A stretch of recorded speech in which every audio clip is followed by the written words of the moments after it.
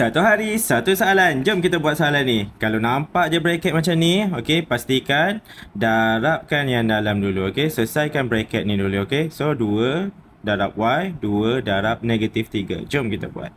Okey, 2 darab Y, 2 darab negatif 3. Apa akan jadi?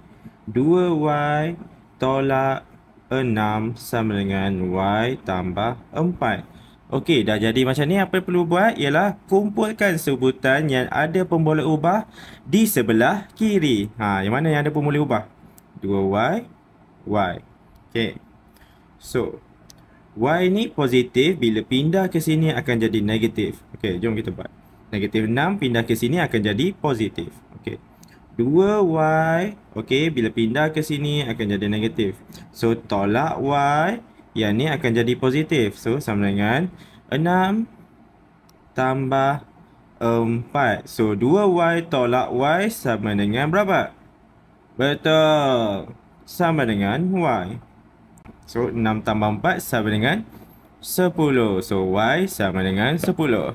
Sesuatu, boleh like, comment and share. Kalau nak tanya apa-apa, boleh tanya di ruangan komen. Jadi, sebelum tu, siapa-siapa nak beli buku, boleh dapatkan di beg kuning ni.